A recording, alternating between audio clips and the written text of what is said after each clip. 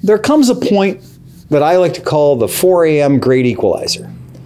And at 4 a.m., you discover the difference between the tourists and the hardcore, true survivalist.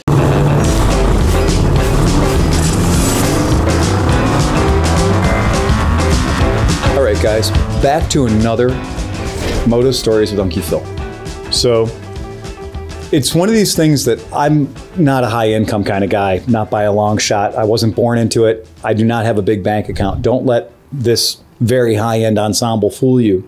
I am thrift store all the way, man. Most of the time we joke, people are like, wow, man, you know, Moto Guzzi's got great merch. I'm like, yeah, it's because we print it at my shop on Renee's old printing press, right?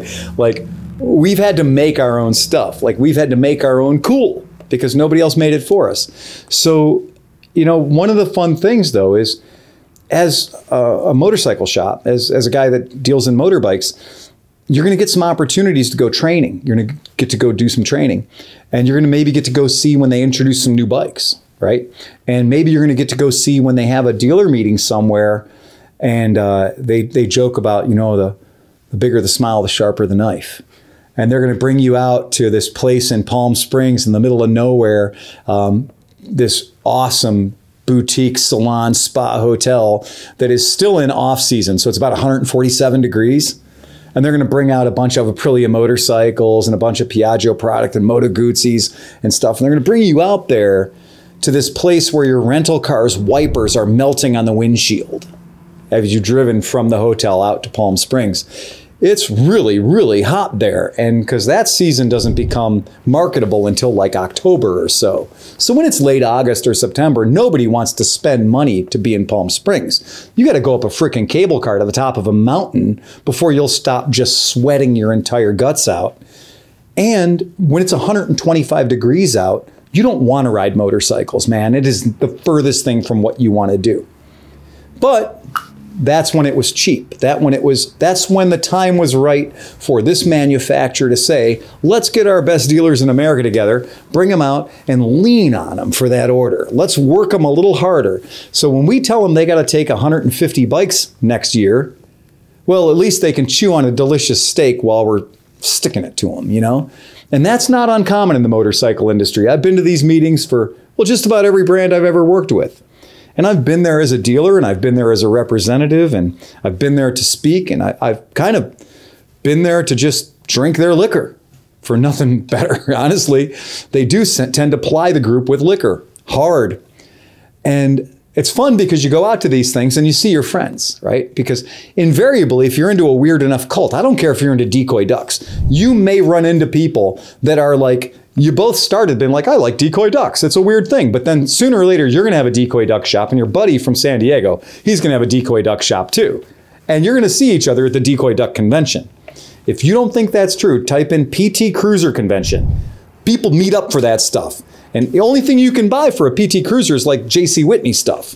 So it's weird and it's deceptively strange and easy, but there's a cult for it, man.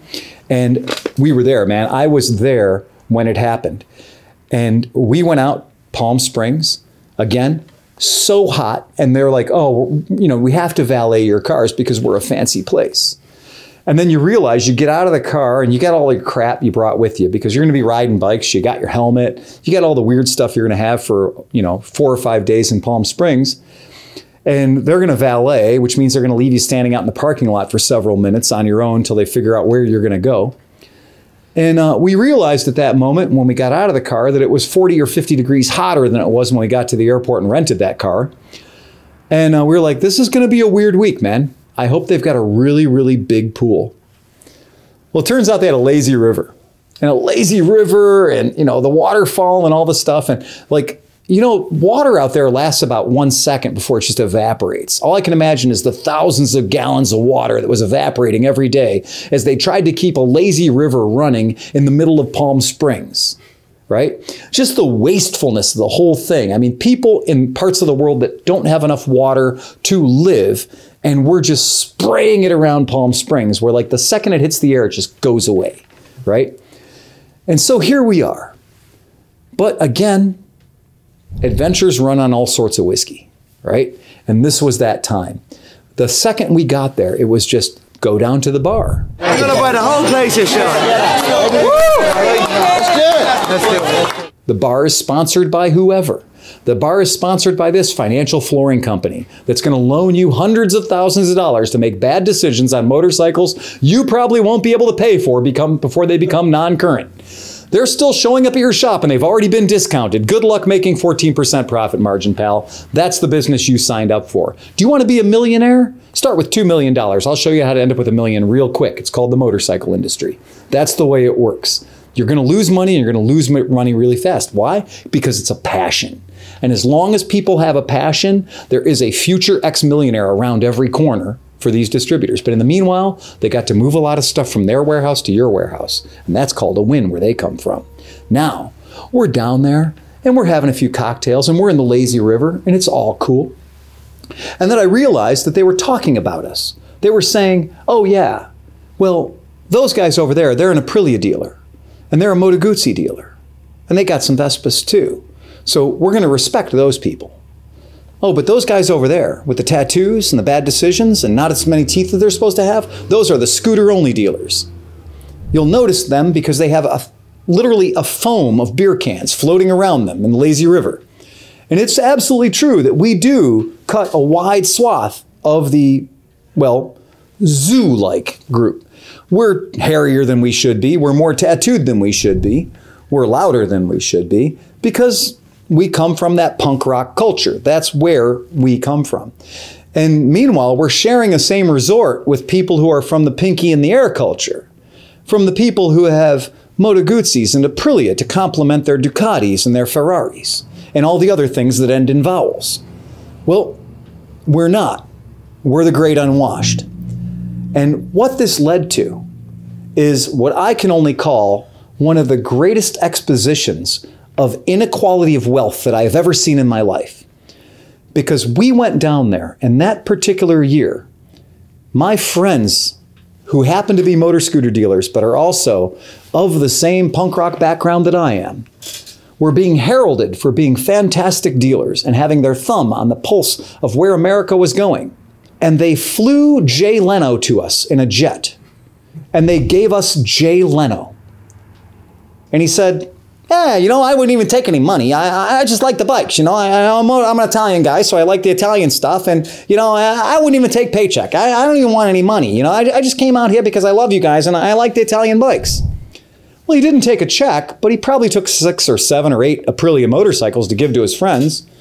And I later found out that we paid to fuel up his like G6 or G3 or whatever kind of bird he flew in on. And he was a great guy, and he's a fantastically nice guy to work with, and that's cool. And, you know, the idea of telling us that he did it out of the goodness of his heart was probably just gilding the lily a little bit.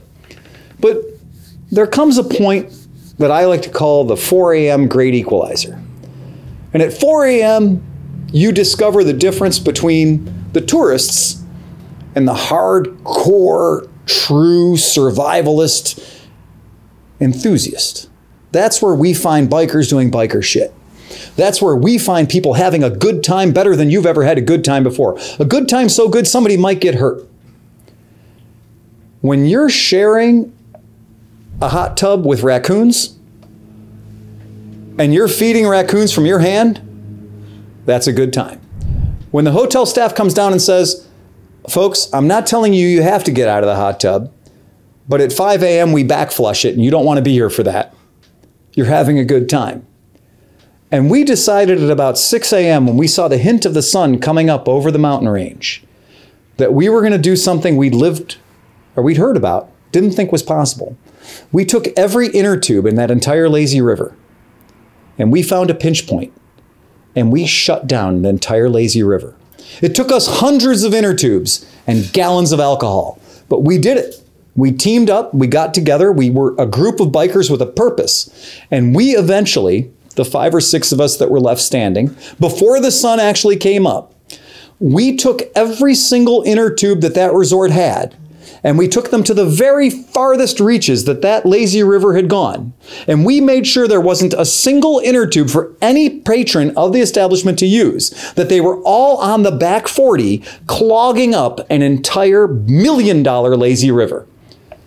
And we went to bed with a sense of purpose. We literally went into a cabana we didn't pay for, with snacks we absconded with from the grooms, and we went into that cabana and we slept 2 solid hours of magical sleep. And when we woke up, we saw the hotel staff saying, "We're never letting these people come back ever again." That's when you know you've had an impact. That's when you've made friends for life. The people that we did that with will be my friends forever.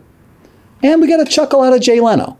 So that's a good weekend. Like, that's something you get to do.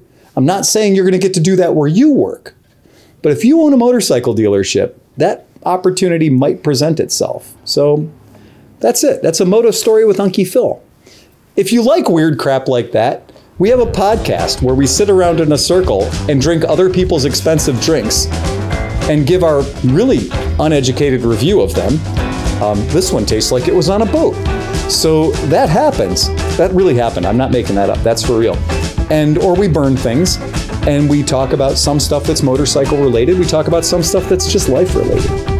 But what we always do is we always remind you that Cleveland Moto podcast and Moto Stories with Uncle Phil, we want you to remember that riding motorcycles isn't safe. It's not logical. It's in a world of seatbelts and airbags that we're deciding to do something a little different. We're strapping ourselves to a 400-pound machine that has way more power to radiation than it should. And we're reminding you that you should ride fast and take chances. And we'll see you next time on Moto Stories with Unkie Phil.